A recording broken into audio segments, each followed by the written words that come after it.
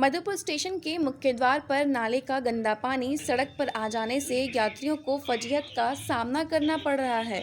नाले का बदबूदार पानी मुख्य द्वार पर आ जाने से यात्रियों को दुर्गंध युक्त वातावरण में गुजरना पड़ रहा है। इधर यात्रियों की शिकायत के बाद भी रेल प्रशासन द्वारा साफ सफाई की उचित व्यवस्था नहीं किए जाने से यात्रियों में काफ़ी रोष है। आपको बता दें कि रेल स्टेशन परिसर में स्थित सुलभ शौचालय का गंदा जल निकासी के नाले का पानी मुख्य द्वार पर आ जाने से स्थिति नरकीय हो गई है। मधुपुर के लालगढ़ मोहल्ले में मरम्मती के लिए रखी गई वेल्डिंग दुकान से चोरी किया गया ट्रैक्टर का डाला बुढ़ई थाना क्षेत्र के जगदीशपुर के हलीम अंसारी के वेल्डिंग दुकान से बरामद की गई। पुलिस ने डाला जब्त कर लिया। बता दें कि कसाठी गांव निवासी राधे मंडल अपने ट्रैक्टर का डाला मरम्मती के लिए लालगढ़ के एनुल मिस्त्री को दिया था, जहां से एक सप्ताह पूर्व अज्ञात चोरों ने डाला चोरी कर ली थी। मामले में वेल्डिंग मिस्त्री को हर्जाना स्वरूप 25,000 रुपए देकर मामले को रफा दफा किया गया था। इधर आज ट्रैक्टर का डाला जगदीशपुर से बरामद किया गया। बताया जा रहा है कि ट्रैक्टर मालिक ने ही डाला चोरी कर लिया था। मामले को लेकर पुलिस छानबीन कर रही है।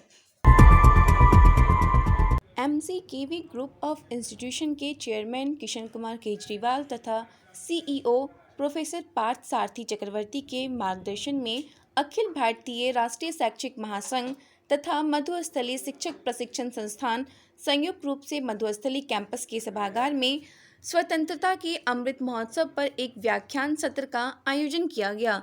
कार्यक्रम के मुख्य अतिथि डॉक्टर अजय सिन्हा राजनीति शास्त्र विभाग सिद्धू कानू मुर्मू विश्वविद्यालय में कार्यरत हैं। कार्यक्रम में Shri Amrish Chatterjee MCKV group of institution के एजुकेशन अफसर के स्वागत भाषण द्वारा शुरू हुई। कार्यक्रम में विशेष अतिथि के रूप में मधुस्थली विद्यापीठ के प्राचार्य वितान विश्वास उपस्थित थे। कार्यक्रम के मुख्य अतिथि डॉक्टर सिन्हा ने स्वतंत्रता संग्राम में संथाल परगना की भूमिका पर विस्तारपूर्वक व्याख्यान दिए। व्याख्यान में संथाल परगना के जनजाति और उनके ऊपर हुए अत्याचार के खिलाफ विरोध, साथ ही स्वतंत्रता सेनानियों के बारे में चर्चा की। उनकी इस विशेष व्याख्यान से विद्यार्थियों को बहुत सी महत्वपूर्ण घटनाओं के बारे में जानकारी प्राप्त हुई।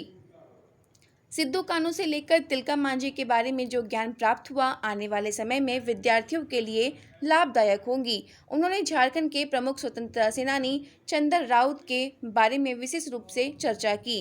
कार्यक्रम का मुख्य आकर्षण डॉक्टर जॉली सिन्हा तथा सौरभ मंडल द्वारा भारत स्वतंत्रता संग्राम के गुमनाम नायकों पर था। इस प्रस्तुतिकरण के द्वारा उनके अवदान को स्मरण किया गया, जो इतिहास के पन्नों में कहीं खो गए हैं।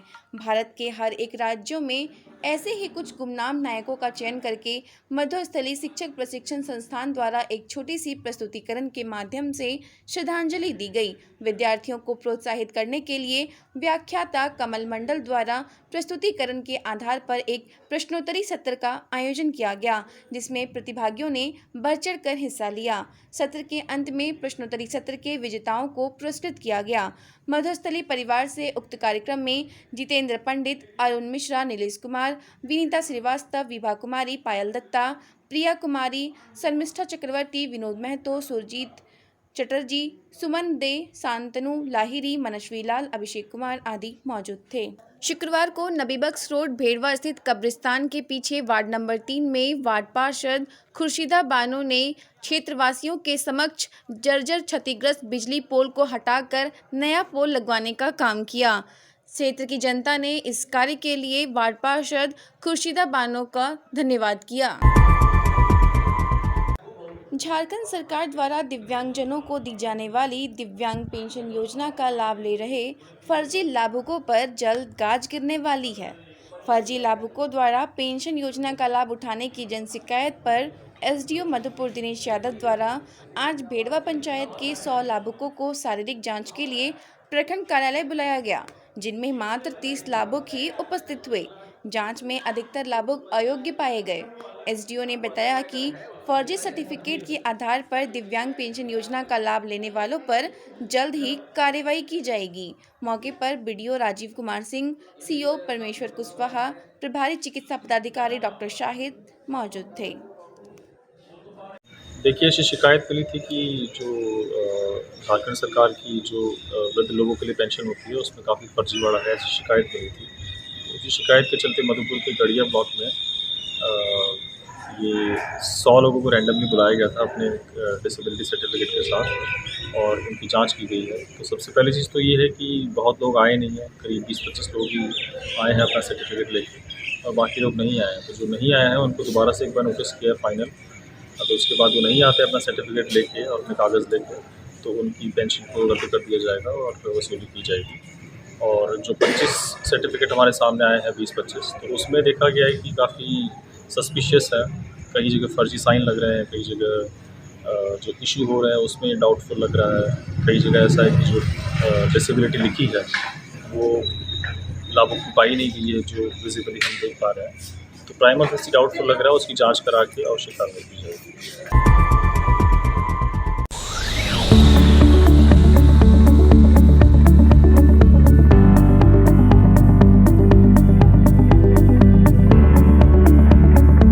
मधुस्थल institute of paramedical sciences Madhupur के सलैया में अवस्थित है, जिसमें डीएमएलटी, डॉट, डीएक्सरे तथा ईडी की पढ़ाई द्वारा सरकारी और गैर सरकारी नौकरी आसानी से प्राप्त की जा सकती है। नामांकन जारी है।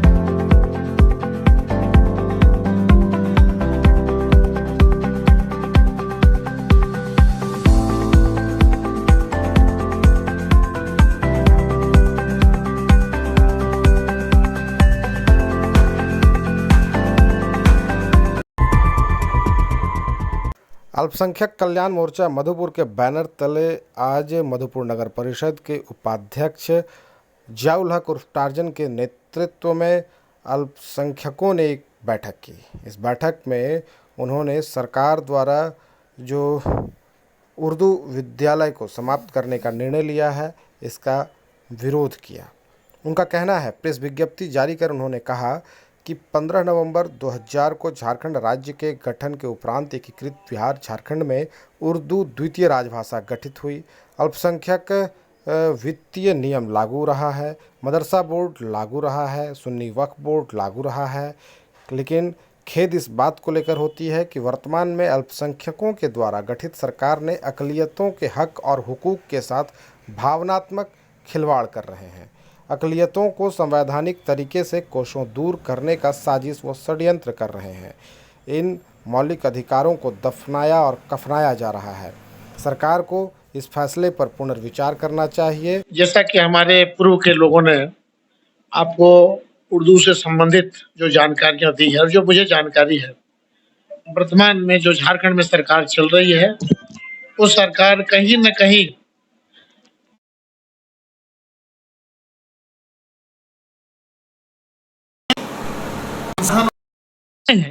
उनको ध्वस्त करने की जो नाकाम कोशिश की जा रही है, इसका हम तमाम लोग पुरजोर विरोध करते हैं। मधुपुर अल्पसंख्यक कल्याण मोर्चा के बैनर तले हम लोगों ने जन जागरण का कार्यक्रम तय किया है और संभवतः 17 अगस्त को अनुमंडल कार्यालय का हम लोग घेराव का भी प्रस्ताव दिए हुए हैं। इस दरमियान हमारे जितने कारकुन हैं, हमारे जितने कार्यकर्ताएं हैं, पूरे मधुपुर इलाके में और पूरे देवघर डिस्ट्रिक्ट में जहाँ जहाँ भी हमारी उर्दू स्कूल है, उनका सूची उपलब्ध कराया जा रहा है। हम वहां पर जाकर जन जागरण करेंगे, लोगों को इससे संबंधित लोगों को जागरूक करेंगे और सरकार की इस गलत नीति का पुरजोर मुंहतोड़ जवाब हम लोग देंगे। इस नीति को मैं कतई बर्दाश्त नहीं करूंगा, क्योंकि सरकार जो भी यहाँ चल रही है, निश्चित रूप से अल्पसंख्यकों को इनसे एक उम्मीद थी, परंतु उम्मीद पर ये पानी फिर गया है। ये झारखंड अलग हुए लगभग आज 22 वर्ष हो चुके हैं। लगभग 18 से 19 वर्ष यहाँ भारतीय जनता पार्टी ने जो सरकार चलाई, भारतीय जनता पार्टी जैसे पार्टियों ने भी कभी इस दिशा में कोई इस तरह का कठोर निर्णय नहीं लिया और इससे हम तमाम अकलियत काफी दुखी हैं और परेशान हैं। हम इसकी लड़ाई का हम लोगों ने आज रूपरेखा तैयार किया। आज हमारे इस अहम बैठक में हमारे जो उर्दू स्कूल के शिक्षक हैं जनाब फारूक साहब, हमारे जनाब खुर्शीद साहब हैं और हमारे जो अल्पसंख्यक कल्याण के जो हमारे पदाधिकारी हैं फैयाज साहब हैं, हाजी रकीब साहब हैं, उस्मान साहब हैं, हमारे सदर साहब हैं और हमारे रहमान साहब हैं, मुमताज साहब हैं।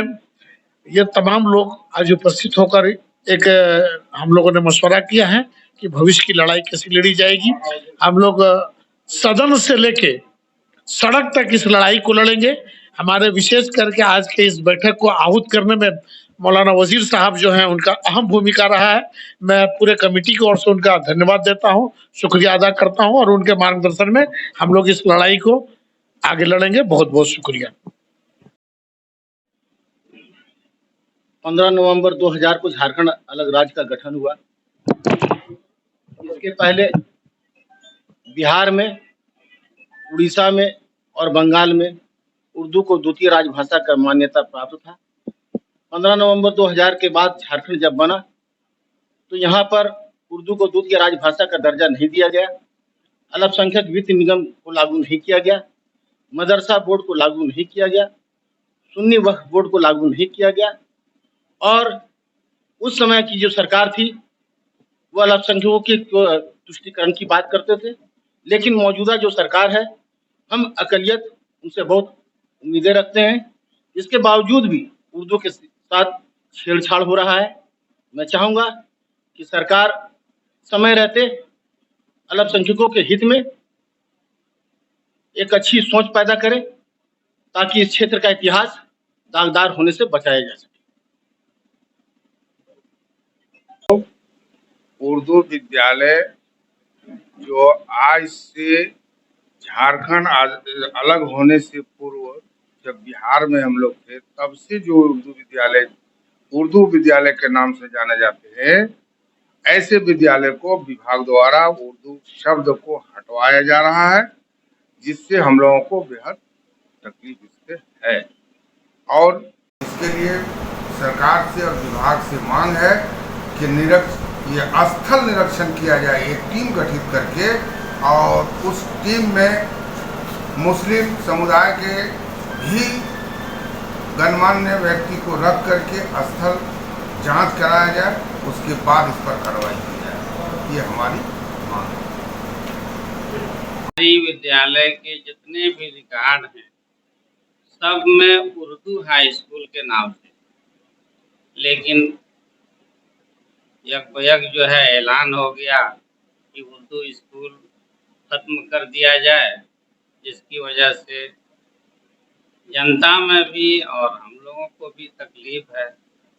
मार्गो मुंडा में 1-2 नहीं बल्कि बहुत सारे स्कूल हैं जो शुरू ही से उर्दू स्कूल चले आ रहे हैं, लेकिन एक भी उर्दू स्कूल मार्गो मुंडा और पौरों में नहीं, जबकि अल्पसंख्यक समुदाय के लोग वहाँ बहुत ज़्यादा हैं। जैसे चितनारी है, कानो है, पिपरा है, रामपुर है और महुआ टाँड़ है, मुरली पहरी है, जोड़ा सिमल है।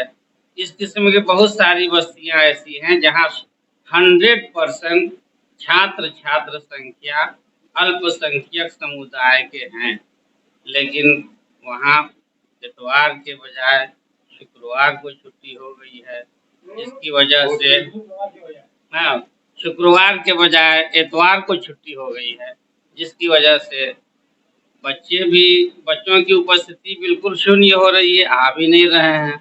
तो हम लोग वही सरकार से मांग करते हैं कि जैसे पूर्व में उर्दू स्कूल चल रहा था वैसे ही चलाया जाए, यही हम लोगों की मांग है। जब संयुक्त बिहार में हम लोग थे और संयुक्त बिहार के बाद जब झारखंड राज्य का गठन हुआ तो एक ऑर्डिनेशन पास हुई थी कि जो चीज़ें पुरानी थीं बिहार सरकार के वक्त में, उसी को हम लोग भी झारखंड में लागू करेंगे और माना गया।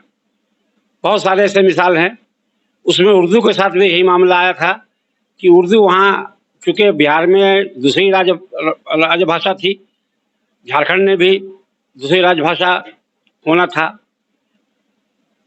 मगर अभी जो दर्दनाक मामला हम लोगों के सामने आ रहा है वो ये आ रहा है, उर्दू के साथ तो खिलवाड़ हो ही रहा है जब से झारखंड बना है, साथ साथ अभी जो हमारे पढ़ने वाले बच्चे हैं और ख़ास करके मधुपुर विधानसभा में 21 उर्दू विद्यालय के नाम से स्कूलें हैं, लेकिन एक सरकार का अचानक एक आदेश आया है, जो मास्टर लोग वहाँ भी मजबूर है, जो पढ़ाने वाले शिक्षक हैं, सहायक शिक्षक हैं, वो सबों को मजबूर कर दिया गया है कि वो उर्दू का शब्द हटा दें, जो बहुत दुखद बात है। मैं बताना, सरकार से पूछना चाहता हूँ, जो आज उर्दू को जो आप हटाना चाह रहे हैं, तो उर्दू शिक्षक की जो बहाली हुई थी वो कैसे हुई थी, और उसके बहाली में जो आपने जो सर्टिफिकेट दिया है उसमें आपने उर्दू का शब्द उपयोग किया है, और अभी जब उर्दू शिक्षक वहाँ पढ़ा रहे हैं, 80% आबादियाँ वहाँ पर जो है अल्पसंख्यक में जो मुसलमानों की है, और कहीं 80% है, कहीं 100% है, और 21 विद्यालय ऐसे हैं और जहाँ पर आप सिर्फ 7 ही रखा है पूरे अनुमंडल में, और 18 अब बाकी सबको आप हटा रहे हैं, जो बहुत ही दुखद का विषय है। अगर सरकार अभी भी अगर नहीं चाहती है तो हम लोग इस सड़क से लेकर के रांची तक हम लोग को अगर आंदोलन करना पड़ा तो हम लोग करेंगे, लेकिन अपने मांग से पीछे नहीं हटेंगे। इसलिए सरकार को चेताना चाहते हैं कि जल्द से जल्द जो पहले के तरह था उसी तरह से फिर उर्दू शिक्षकों का और उर्दू स्कूलों का बहाल किया जाए। मधुपुर बंगाली समिति के अध्यक्ष आशीष कुमार सिन्हा ने एक प्रेस विज्ञप्ति जारी कर महामना ईश्वर चंद्र विद्यासागर जी की पुण्यतिथि के अवसर पर एक संदेश जारी किया है। उन्होंने कहा है, जीने के ज़माने में तो सभी जी लिया करते हैं, पर जो मर के जिए जीना उनका मरकर भी जीवित रहना होता है। यह बात हम सबों के लिए असंभव सा प्रतीत होता है, पर यह होता है। हाँ, यह संभव है, पर हम सब तो जीवित रहते हुए भी मृत समान हैं। अस्तित्व शून्य है, तब यह तो निश्चित ही हमारे लिए असंभव है ही, ना मुमकिन है ही। हम तो अपनी लंबी जिंदगी में अपने ही जीवित लाश को ढोते हुए स्वार्थ चिंता में तल्लीन रहते हैं। हम निश्चित ही आकृति से मनुष्य, पर प्रकृति से पशु से भी ज़्यादा खौफनाक हैं। हम स्वार्थी, लोभी, कपटी और सहानुभूति शून्य हैं, पर जो वस्तुतः कर्म योगी होते हैं वे मृत्यु के पश्चात भी जीवित रहते हैं। अनेकों वर्ष हमारे दिलों में कृति यश्य सहजीवते, उनका शरीर हम सबों के बीच से चला जाता है, पर वे जाते नहीं, रह जाते हैं हमारे बीच, हमारे दिल में। हम कितने दिन जीवित रहें यह मानव जीवन के लिए महत्वपूर्ण नहीं होता, बल्कि किन किन कर्मों के बीच हम जीवित रहें यह ही महत्वपूर्ण है, यह ही असल सत्य है। इस कारण कहाँ 1891 के 29 जुलाई और आज हमारे बीच के एकमात्र परिपूर्ण मनुष्य ईश्वर चंद्र का नश्वर शरीर हमारे बीच से चला गया। हमारा एकमात्र ईश्वर चंद्र हमारे बीच नहीं है, तो भी वे हम लोगों में ही हैं, हमारे हृदय में हैं और सतत रहेंगे भी। कारण men live in deeds, not in years, in thoughts, not in breaths। आज हम विद्यासागर जी के पुण्यतिथि के अवसर पर उनके चरण कमलों में श्रद्धा के सहस्त्र सुमन अर्पित करते हैं। সময়টা তো বেঁচে থাকার, সকলে বেঁচে আছে, আমিও বেঁচে আছি বছরের পর বছর। আমরা সকলেই নিজেদের এই জীবনটাকে বগল দাবা করে অকেজ দীর্ঘায়ু খেজুর গাছের মতো বেঁচে আছি। অবস্থা ঘুরিয়ে ফিরিয়ে নিজেদের মরদেহ বয়ে নিয়ে বেড়াবার মতো। স্বার্থ চিন্তাতেই সময় কাটছে আমাদের, অন্যের চিন্তা করার সময় কোথায়। তবুও হ্যাঁ আমরা বেঁচে আছি। কিন্তু যারা মরে গিয়েও বেঁচে থাকেন তাদের বাঁচাটাই হলো যথার্থ বাঁচা। মরে গিয়েও বেঁচে থাকা শুনলে আশ্চর্যের বলে মনে হবে, এটা আবার কিভাবে হয়? হ্যাঁ হ্যাঁ, মরে গিয়েও মানুষ বেঁচে থাকে, মরে যাবার পরে বেঁচে থাকা, সেটাই তো আসল বাঁচা। শরীর পঞ্চভূতে বিলীন হয়ে গেলেও যথার্থ মানুষেরা নিজেদের কাজের জন্য মারা যাওয়ার পরেও বেঁচে থাকেন বছরের পর বছর, বছরের পর বছর। কীর্তিযস্য সজীবতে, কীর্তিমানেরা কীর্তির মধ্যে দিয়ে বেঁচে থাকেন। কতদিন বেঁচে থাকলাম সেটা মানুষের জীবনের ক্ষেত্রে গুরুত্বপূর্ণ কিছু নয়, বরং কি কি কাজের মধ্যে দিয়ে বেঁচে থাকলাম সেটাই শুধুমাত্র বিবেচ্য। Men live in deeds, not in years, in thoughts, not in breaths. বলতে চাইছি, আমাদের মতো সাধারণেরা যেখানে বেঁচে থেকেও না থাকার মতো একেবারে অস্তিত্ব শূন্য অবস্থায় দিন কাটাচ্ছি আমরা, সেখানে সেই কবে ফেলে আসা সেই 1891 সালের 29শে জুলাই, সেদিন আমাদের একমাত্র ঈশ্বর শরীর পঞ্চভূতে বিলীন হয়ে গেলেও আমাদের মাঝে আজও তিনি বেঁচে আছেন, মাথা উঁচু করে বেঁচে আছেন আর থাকবেনও। এরা কালজয়ী, এরা যমদমী, এরা মৃত্যুকে অতিক্রম করেছেন নিজেদের কর্মদক্ষতা এবং লোকহিতৈষার মাধ্যমে। নিজেদের নিয়ে কাটাছেঁড়া করাকালে ঋষি কবি রবীন্দ্রনাথের মতো আমাদেরও মনে হয়েছে যে দেবশিল্পী বিশ্বকর্মা যেখানে আমাদের মতো কোটি কোটি বাঙালি তৈরি করেছেন, সেখানে বিধাতার নিয়মের এক আশ্চর্য ব্যতিক্রম হিসেবে আমাদের এই অপমানিত দেশে বিদ্যাসাগরের মতো এক ব্যতিক্রমী আদর্শ ব্যক্তিত্বের আবির্ভাব ঘটেছে। এটি কাকের বাসায় কোকিলের ডিম পাড়ার মতোই বিস্ময়কর। রবীন্দ্রনাথ এই প্রসঙ্গে বলেছেন যে কাকের বাসায় যেমন কোকিল ডিম দিয়ে যায়, মানব ইতিহাসের বিধাতাও ঠিক তেমনি গোপনে কৌশলে বঙ্গভূমির প্রতি বিদ্যাসাগরকে মানুষ করার দায়িত্ব দিয়েছিলেন।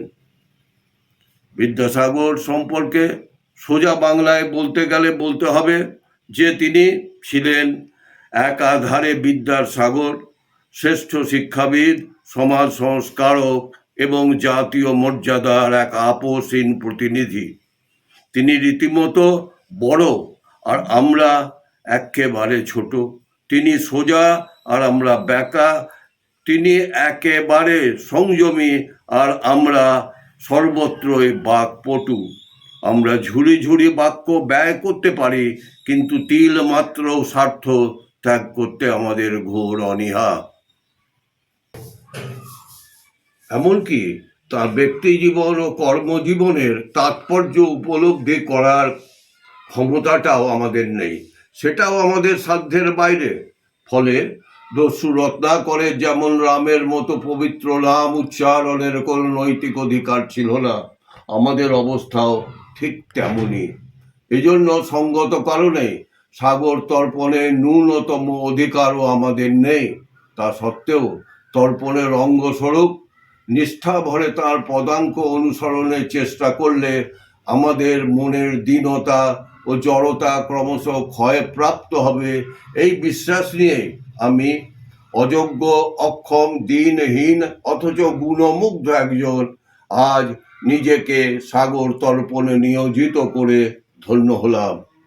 অন্তিমে হে আমাদের একমাত্র ঈশ্বরচন্দ্র, আমাদের মাঝের একমাত্র যথার্থ পরিপূর্ণ মানুষ বিদ্যাসাগর, তোমার তিরোধান দিবসে তুমি আমার হৃদয়াঞ্জলি গ্রহণ করে আমার ঋণ ভার লাঘব করো, আমাদের মানুষ করো।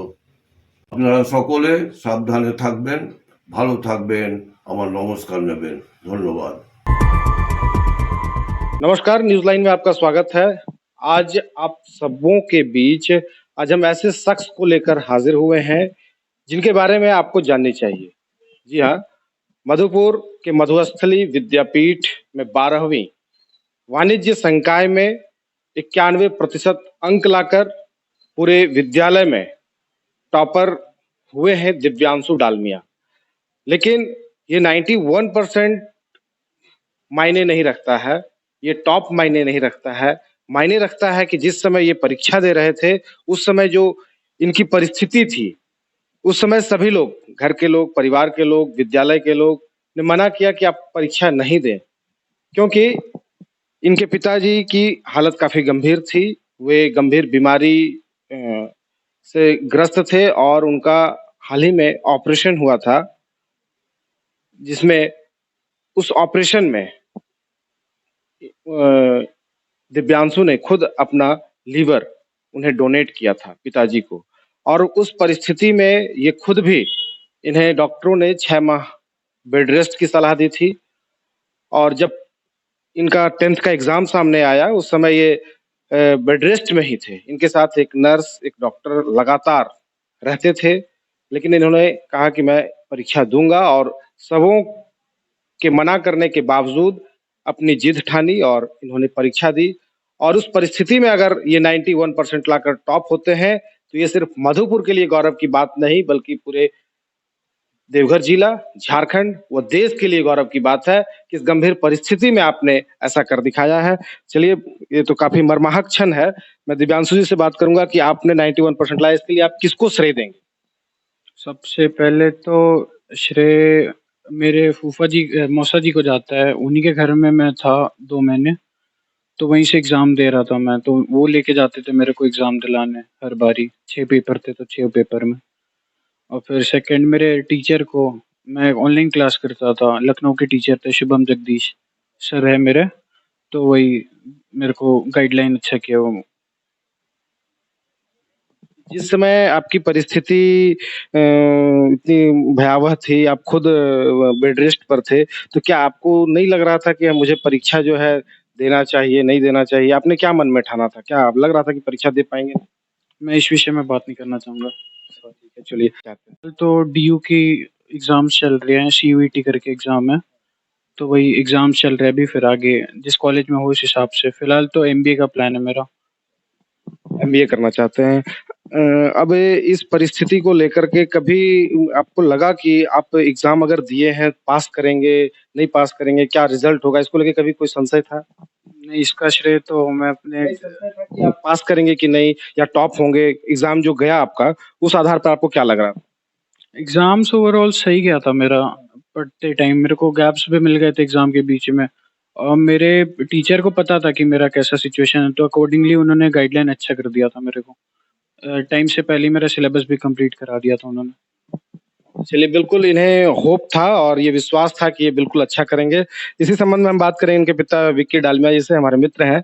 विक्की जी, क्या लग रहा है आज आप, कहते हैं ना, बाढ़े पुत्र पिता के धर्म में, आज आप बढ़े अपने पिता के धर्म से, और आपका पुत्र भी आज अच्छा हासिल किया है, तो बिल्कुल कहीं ना कहीं आपका धर्म कर्म होगा। क्या कहेंगे इस उपलब्धि पर? ये क्षण मेरे लिए, मतलब मैं स्पीचलेस हूँ, मेरे पास शब्द ही नहीं है कि उस परिस्थिति में ये एग्ज़ाम दिया, मेरे लिए यही बहुत बड़ी बात है। मार्क्स तो सेकेंडरी मैटर, ये एग्ज़ाम दे दिया, ये बहुत बड़ी बात है।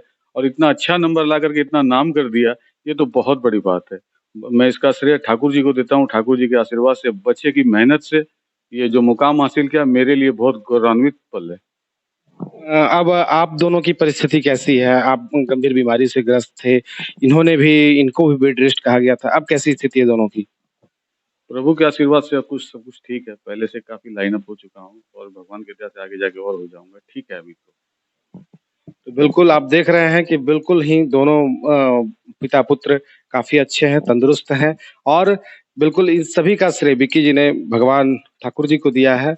और हम सभी भी आशा करते हैं कि इसी प्रकार से समाज के लोग आगे बढ़ें, मेहनत करें, और जो अपने परिवार के प्रति जो कर्तव्य है, उसको ज़रूर निभाएँ। सहयोगी अमित के साथ रामचंद्र झा, कशिश न्यूज़, मधुपुर।